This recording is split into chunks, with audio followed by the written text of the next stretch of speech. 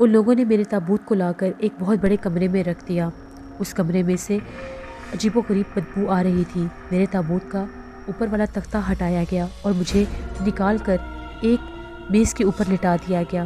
کمرے میں پرانے زمانے کا فرنیچر منظم تھا۔ چھت پر جو فانوس لٹک رہا تھا اس میں سے سرخی مائل زرد دھیمی دھیمی روشنی نکل رہی تھی جو کمرے کی فضا کو اور بھی زیادہ پرسرار بنا رہی تھی۔ کمرے کی دیواروں کے اوپر بہت زیادہ گہرے رنگ کے پردے لگے ہوئے تھے۔ اچانک ایک طرف سے 4 گورے رنگ کی نوجوان اور خوش شکل لڑکیاں نمودار ہوئیں۔ یہ وہی لڑکیاں تھیں جنہیں پہلی بار میں نے اپنے گرد سسکیاں بھر کر بین کرتے دیکھا تھا۔ چاروں لڑکیاں سیاہ لباس میں ملبوس تھیں۔ سر کے بال ان کے کھلے ہوئے تھے اور شانوں پر بکھرے ہوئے تھے۔ چہرے پر نقاب تھے۔ ہر لڑکی کے ہاتھ میں ایک موم بتی تھی جسے انہوں نے دونوں ہاتھوں میں تھام رکھا تھا۔ وہ آہستہ آہستہ قدم اٹھاتی میرے قریب آئیں اور میری پائنتی کی جانب رکھے ہوئے میز پر چاروں موم بتیاں لگا دیں۔ پھر انہوں نے نگاہیں اٹھا کر ایک ساتھ مجھے دیکھا۔ ان کی آنکھیں سرخ تھیں اور ان سے چنگاریاں پھوٹ رہی تھیں۔ میں حیران ہو رہا تھا کہ اتنی حسین لڑکیاں یہاں کیا کر رہی ہیں اور کیسے آ گئی ہیں۔ مجھ پر اس خونی راز کا انکشاف بعد میں ہوا۔ لڑکیاں الٹے پاؤں آہستہ آہستہ پیچھے ہٹتی گئیں اور پھر دیوار کے ساتھ لگ کر خاموشی سے کھڑی ہو گئیں۔ میرے پائنتی کی جانب میز کی شمع دانوں میں 4 موم بتیاں جل رہی تھیں۔ ان کی لوئیں بالکل ساکن تھیں۔ ان کی وجہ سے کمرے میں روشنی کافی بہتر ہو گئی تھی۔ میں نے چاہا کہ اٹھ کر کمرے سے فرار ہونے کا کوئی راستہ ڈھونڈوں، مگر ابھی تک میرے جسم میں حرکت کرنے کی طاقت واپس نہیں آئی تھی۔ اس وقت تک میری گردن بھی اکڑ کر ایسی ہو گئی تھی جیسے پتھر کی ہو۔ صرف آنکھیں اور میرے کان دیکھ اور سن رہے تھے۔ میں اپنے انجام کا منتظر تھا جو میرے خیال میں انتہائی ہولناک ثابت ہونے والا تھا۔ اچانک کمرے کی بتیاں بجھ گئیں۔ اب صرف کمرے میں 4 موم بتیاں جل رہی تھیں جن کی مدھم روشنی میں کمرے کی فضا پہلے سے بھی زیادہ پرسرار اور ڈراؤنی ہو گئی تھی۔ چاروں سیاہ پوش لڑکیاں پتھر کی سیاہ مورتیوں کی طرح لگنے لگیں۔ ان کی آنکھیں نیم اندھیرے میں روشنی کے سوراخ معلوم ہو رہی تھیں۔ اچانک بہت سے قدموں کی چاپ سنائی دی۔ اندھیرے میں سامنے والی دیوار کا بھاری سیاہ پردہ اپنے آپ ایک طرف ہٹ گیا اور کمرے میں سرد ہوا کی لہریں داخل ہوئیں۔ موم بتیوں کی لو کپ کپانے لگی۔ میری نگاہیں دیوار پر لگی تھیں جہاں سے قدموں کی چاپ کے ساتھ اب بین کرنے کی انسانی آوازیں بھی آ رہی تھیں۔ آوازیں نزدیک آ گئیں، پھر جیسے ایک دھماکے کے ساتھ بجلی چمکی۔ کمرہ ایک سیکنڈ کے لیے چکا چوندھ ہو کر دوبارہ اندھیرے میں ڈوب گیا۔ دیوار پر سیاہ پوشوں کی ایک جماعت نمودار ہوئی۔ انہوں نے اپنے کندھوں پر تختے اٹھا رکھے تھے۔ تخت پر وہی سیاہ پوش تکونی ٹوپی والا بیٹھا ہوا تھا اور اس کی آنکھیں لال انگاروں کی طرح چمک رہی تھیں، جس کا چہرہ کھوپڑی کی مانند تھا۔ اس کا سارا جسم سوائے چہرے کے، اس نے اپنے پورے جسم کو سیاہ لباس میں چھپایا ہوا تھا۔ اس کے چہرے کے بجائے ایک کھوپڑی تھی اور ہاتھوں کی انگلیاں بالکل سوکھی ہڈیاں تھیں۔ اس کے ہاتھ ایک سیاہ کلر کے تھے اور ان میں ایک سیاہ کلر کی چھڑی تھی۔ اس کے سر پر چھری لگی ہوئی تھی۔ کمرے میں آدمی آتے ہی جو زرد روشنیاں بجھ گئی تھیں وہ پھر سے روشن ہو گئی۔ اس کا تخت میرے قریب رکھ دیا گیا۔ یہ آدمی اس شیطانی مخلوق کا سرغنہ یا بڑا شیطان تھا۔ اس نے چھڑی اٹھا کر اشارہ کیا۔ اشارہ پا کر چاروں سیاہ پوش شیطان اندھیرے میں میری طرف آئے۔ انہوں نے ایک نمودرا باکس اٹھا رکھا تھا۔ ان لوگوں نے اس باکس کو قریب ہی فرش کے قالین پر رکھ دیا۔ 2 سیاہ پوشوں نے آگے بڑھ کر اس کا ڈھکن اٹھایا تو اندر سے ایسی آواز آئی جیسے کوئی اژدہا پھنکار رہا ہو۔ انہوں نے باکس میں ہاتھ ڈالا اور ایک بہت بڑی کالی چھپکلی باکس سے نکل کر مجھ پر پھینک دی۔ میرے منہ سے الم انگیز چیخ نکل گئی۔ کالی چھپکلی ایک آدم خور اور ایک بہت بڑی مگرمچھ کے سائز کی تھی۔ چھپکلی میرے جسم پر، میرے پیٹ پر اور میرے سینے پر چمٹ گئی۔ اس نے اپنے نوکیلے پنجے میرے جسم میں گاڑ دیے اور اپنا مکروہ منہ میرے چہرے کے اوپر لا کر پھنکارنے لگی۔ سیاہ چھپکلی اپنی لمبی زبان بار بار میرے چہرے پر پھیرتی رہی۔ میرا جسم خوف کے مارے تھر تھر کانپ رہا تھا، مگر مجھ میں اتنی سکت نہیں تھی کہ میں اس گھنانے چہرے والی مکروہ چھپکلی کو دور پھینک سکوں۔ اس دوران سیاہ پوش شیطان کے ارد گرد چکر لگاتے اور عجیب و غریب منتر پڑھنے شروع ہو گئے۔ چھپکلی کا گرم بدبودار سانس میرے اوپر بار بار آ رہا تھا۔ میرے حلق سے دبی دبی چیخیں نکل رہی تھیں۔ پھر چھپکلی میرے اوپر سے اٹھا لی گئی۔ مجھے اپنے جسم میں آگ سے نکلتی محسوس ہوئی۔ سیاہ کالی چھپکلی کو باکس میں دوبارہ بند کر کے وہاں سے لے گئے۔ اس کے جاتے ہی وہ شیطان دوبارہ سے میرے قریب آیا اور اپنے منہ سے دل دہلا دینے والی آواز نکالنے لگا۔ ایک سیاہ پوش کے ہاتھ میں سیاہ ڈبہ تھا۔ اس نے وہ ڈبہ لا کر میری سر کی طرف رکھ دیا۔ مجھے ڈبہ کھولنے کی آواز آئی، اس کے ساتھ ہی میرے سر پر بے شمار سوئیاں چبھنے لگیں۔ میں سوائے چیخنے کے اور کچھ نہیں کر سکتا تھا۔ اب میری چیخوں کی آواز بھی تھک کر دھیمی ہو گئی تھی اور میرے حلق سے صرف کراہیں نکل رہی تھی۔ میرے سر پر چبھتی ہوئی سوئیاں رنگنے لگیں، وہ رنگتی رنگتی میرے ماتھے پر، میرے چہرے پر آ گئی، جسے دیکھ کر میری روح میرے جسم سے نکل گئی۔ یہ ایک فٹ لمبا کن کھجورا تھا اور جنہیں میں سوئیاں سمجھ رہا تھا، وہ کن کھجورے سوئیوں کی طرح میرے جسم کے ہر حصے پر رنگنے لگے اور کبھی میرے چہرے اور گردن پر بھی آ گئے۔ کبھی میں دہشت سے بلبلا اٹھا، کبھی میرے حلق سے چیخ نکل گئی اور کبھی یہ چیخ سمٹ کر صرف ایک ڈری ہوئی سہمی کرہ بن کے رہ گئی۔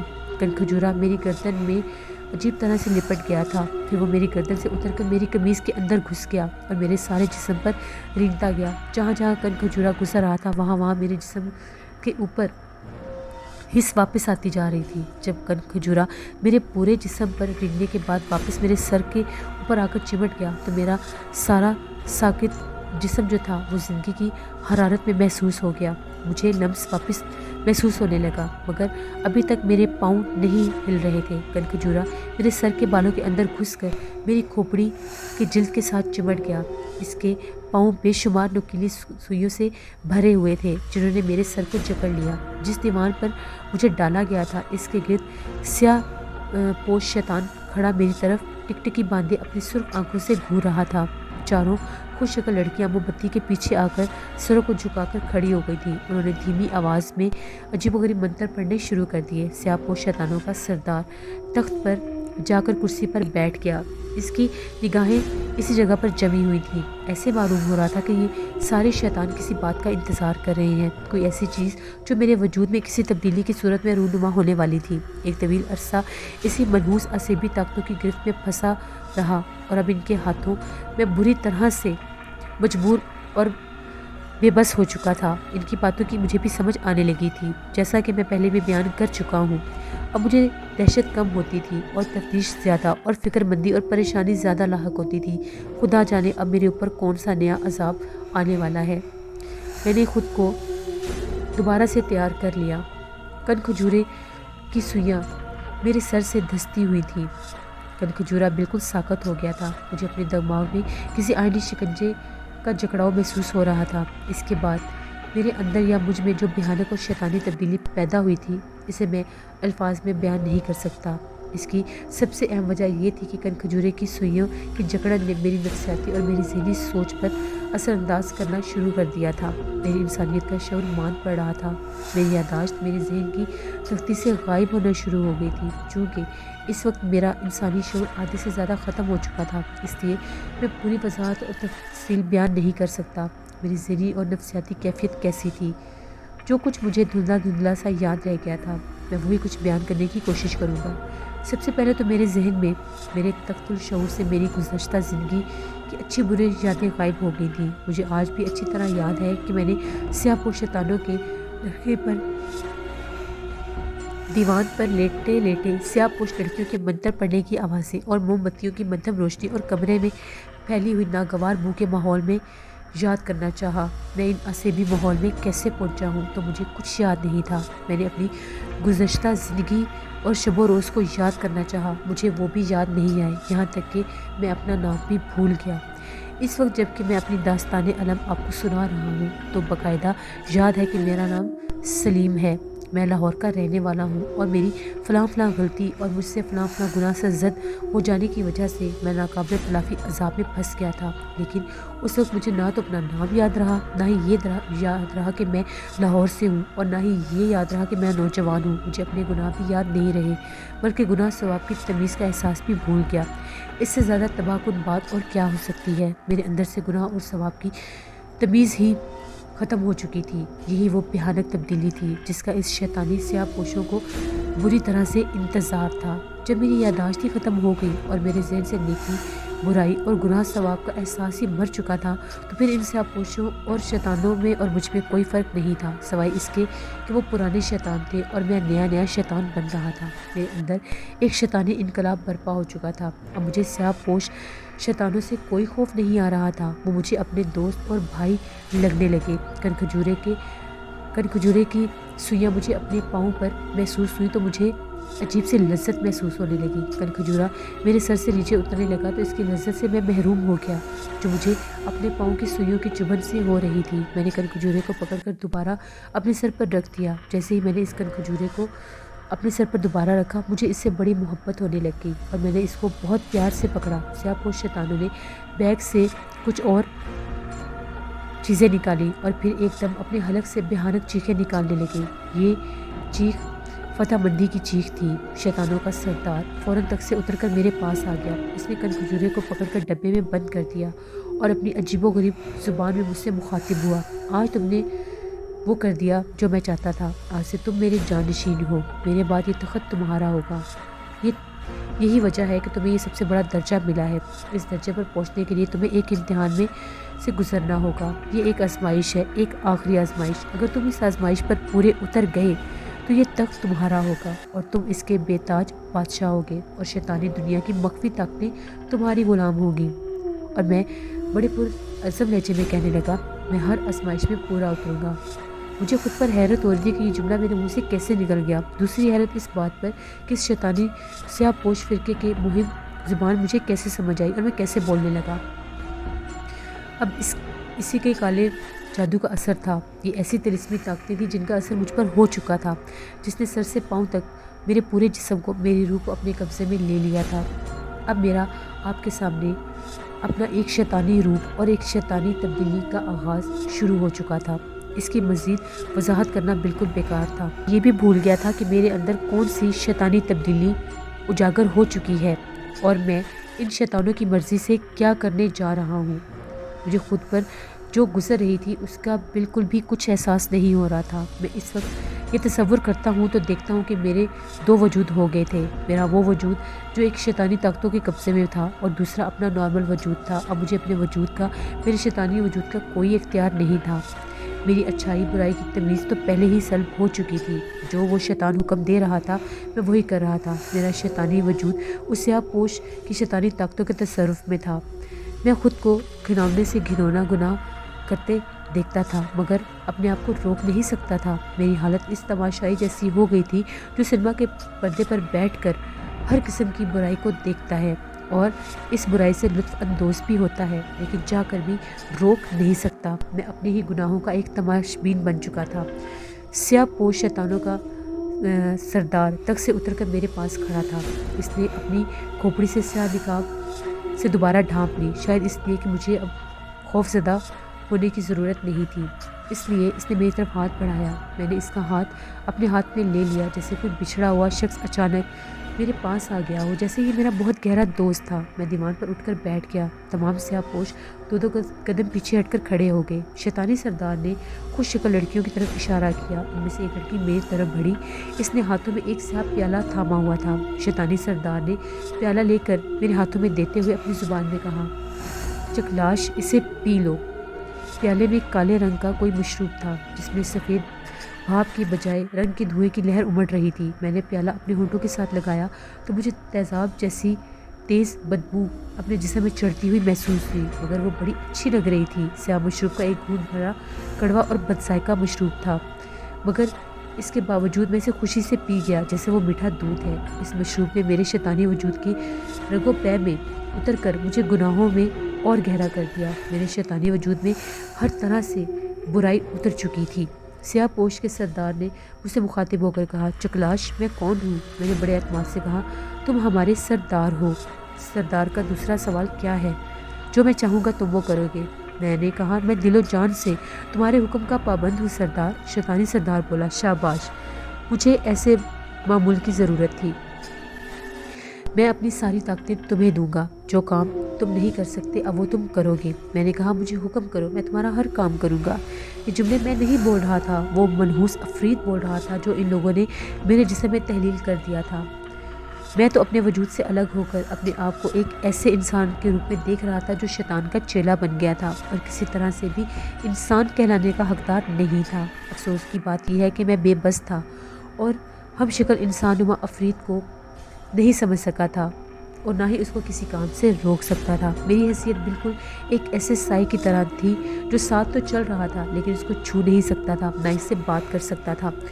سردار نے دونوں بازو اوپر اٹھا دیے۔ یہ ایک اشارہ تھا جس کو دیکھتے ہی موم بتیوں کے پاس کھڑی خوش شکل لڑکیاں آگے بڑھیں۔ ان میں سے ایک لڑکی نے آ کر میرا ہاتھ تھام لیا۔ اس کا ہاتھ کسی مردے کی طرح ٹھنڈا تھا۔ شیطانی سردار نے حکم دیا، چکلاش کو اس کی منزل پر چھوڑ آؤ۔ سیاہ پوش لڑکی مجھے لے کر دروازے کی طرف چل پڑی۔ میں اس کے ساتھ بڑا خوشی سے چل رہا تھا۔ اس نے میرا ہاتھ اپنے ہاتھوں میں تھام رکھا تھا۔ دروازے کی دوسری طرف ایک سرنگ نما تنگ اور تاریک راستہ تھا۔ میری آنکھیں اب اندھیرے میں بھی سب کچھ دیکھ سکتی تھیں۔ جیسے ہی میں آگے بڑھ رہا تھا، سرنگ نما تاریک راستہ ایک کیبن کے بند دروازے پر جا کر ختم ہو گیا۔ سیاہ پوش لڑکی نے دروازے کو ہاتھ لگایا، وہ کھل گیا۔ ہم کیبن میں داخل ہو گئے۔ یہاں 2 موم بتیاں روشن تھیں، ایک سرخ اور ایک زرد۔ کیبن زیادہ بڑا نہیں تھا۔ دیوار پر مختلف رنگوں کی تصویریں بنی ہوئی تھیں جس میں خوش پوش مرد نے ایک عورت کے پیٹ کے اوپر تلوار کھونپ رکھی تھی۔ عورت کے پیٹ سے تازہ خون بہہ رہا تھا۔ سیاہ پوش لڑکی نے مجھے اسی دیوار کے ساتھ کھڑے ہونے کا اشارہ کیا۔ میں دیوار کے ساتھ کھڑا ہو گیا۔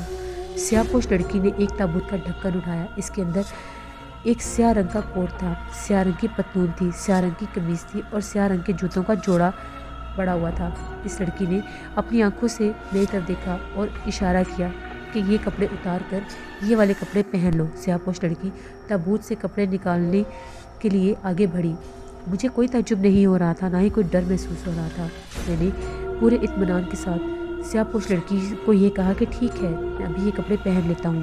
وہ مجھے کپڑوں کا بول کر اس کمرے سے باہر چلی گئی۔ جیسے ہی میں نے کپڑے بدلے، وہ لڑکی پھر اندر آ گئی، پھر جھک کر تابوت میں سے کھوپڑی کی شکل کی ایک کالی بوتل نکالی اور اس کے نیچے سے دبا کر میرے کپڑوں پر کوئی عطر چھڑکنے لگی۔ اس عطر کی بو یا خوشبو میرے دماغ میں چڑھ گئی۔ میرے اندر ایک وحشیانہ ہیجان پیدا ہو گیا۔ سیاہ پوش لڑکی نے اپنی طلسمی زبان میں کہا، چکلاش میرے ساتھ آگے آؤ۔ میں تو حکم کا غلام بن گیا تھا۔ فوراً آگے بڑھ کر میں سیاہ پوش لڑکی کے پاس کھڑا ہو گیا۔ ساتھ ہی اس لڑکی نے میرا ہاتھ پکڑ کر 3 بار اتنی زور سے دبایا کہ مجھے ایسا لگ رہا تھا کہ میری جان نکل جائے گی۔ جیسے ہی تیسری بار اس نے میرا پورا ہاتھ دبایا، مجھے ایک جھٹکا محسوس ہوا۔ پھر وہ بولی، میں نے طلسم کشا منتر تمہارے جسم میں تحلیل کر دیا ہے۔ یہ ہمارے لوگوں کا ایک خاص اور طاقتور طلسمی منتر ہے، مگر ہم اس منتر کو اپنے طور پر انسانوں کی دنیا میں استعمال نہیں کر سکتے۔ اب ہماری جگہ تم اسے ہمارے لیے استعمال کرو گے اور وہ سب کچھ کرو گے جو ہم چاہتے ہیں۔ ہم جو کچھ چاہتے ہیں وہ تم اس منتر کے ساتھ تمہارے خون میں اب تحلیل ہو چکا ہے کہ تمہیں کیا کرنا ہے اور کیسے کرنا ہے اور ہم کیا چاہتے ہیں۔ میں نے فوراً جواب دیا، ہاں مجھے وہ سب کچھ معلوم ہو گیا ہے جو آپ لوگ چاہتے ہیں۔ سیاہ پوش لڑکی نے اپنے بازو کھول دیے اور بولی کہ ویلکم، اب تمہیں ہمارے حکم کی تکمیل کرنی ہوگی۔ اس کے ساتھ ہی اس نے کہا کہ آنکھیں بند کر لو۔ جیسے میں نے آنکھیں بند کی، جیسے ہی آنکھیں بند کی، میرے پاؤں زمین سے اوپر اٹھ گئے اور مجھے اپنا جسم ایسے محسوس ہونے لگ گیا جیسے میرا جسم ہوا میں اڑ رہا ہے۔ میرے کانوں میں سمندر کی طوفانی موجوں کا شور گونج رہا تھا۔ میں جیسے طوفانی سمندر کے اوپر سے برق رفتار میں پرواز کر رہا تھا۔ پھر سمندر کی طوفان خیز موجوں کا شور آہستہ آہستہ مدھم پڑنے لگا اور غائب ہو گیا۔ میرے کانوں میں سناٹا طاری تھا۔ مجھے ایسی بو محسوس ہو رہی تھی جیسے کسی تازہ دفن کیے ہوئے مردے کی قبر کھول دی گئی ہو۔ میں آنکھیں نہیں کھول سکتا تھا۔ میں سیاہ پوش لڑکی کے حکم کا پابند تھا۔ اس نے مجھے آنکھیں بند کرنے کا حکم دیا تھا۔ ہماری پرواز کی رفتار ہلکی ہونے لگی، پھر میرے پاؤں زمین کے ساتھ لگے۔ سیاہ پوش لڑکی نے کہا، آنکھیں کھول دو۔ میں نے آنکھیں کھول دی تو ہم ایک قبرستان میں آ گئے تھے۔ ہمارے ارد گرد قبریں ہی قبریں تھیں۔ ان قبروں میں سوکھی شاخوں والے درخت جھکے ہوئے تھے۔ ان کے اوپر زرد چاند چمک رہا تھا جس کی ماتمی اداس روشنی قبرستان کی فضا کو اور بھی ڈراؤنا کر رہی تھی۔ مجھے ذرا بھی خوف محسوس نہیں ہو رہا تھا۔ سیاہ پوش لڑکی میرے آگے آگے قبروں میں چلتی جا رہی تھی۔ قبرستان کے نیم شکستہ گیٹ پر پہنچ کر رک گئی۔ اس کی چمکتی ہوئی آنکھیں اور سرخ ہو چکی تھیں اور مجھ پر جمی ہوئی تھی۔ کہنے لگے، ہمارے طاقتور منتر کے طلسمی اثر سے تم دنیا کی ہر زبان میں بات کر سکو گے۔ تم جیب میں ہاتھ ڈال کر جو نکالنا چاہو گے وہ نکل آئے گا۔ تم اپنے گوشت پوشت کے جسم کے ساتھ بند دروازوں سے بھی گزر جاؤ گے۔ تم جہاں چاہو گے جا سکو گے، مگر ایک بات ہمیشہ یاد رکھنا، کسی گرجا گھر کسی مسجد میں ہرگز داخل نہ ہونا۔ اگر تم کسی گرجا گھر یا مسجد میں داخل ہوئے تو تمہارا جو خوفناک انجام ہوگا تم اس کا تصور بھی نہیں کر سکتے، اور نہ ہی یہ طاقتور منتر تمہیں اس سے بچا سکے گا۔ ایک بات اور یاد رکھنا، تمہیں میں دیکھ رہی ہوں، تم مجھے نہیں دیکھ سکتے۔ تم اس وقت پیرس کے شہر میں ہو، اگرچہ آدھی رات گزر چکی ہے، مگر پیرس کا شہر تو راتوں کو بھی جاگتا ہے۔ جاؤ، ہمارے سردار کے حکم کی تکمیل کرو۔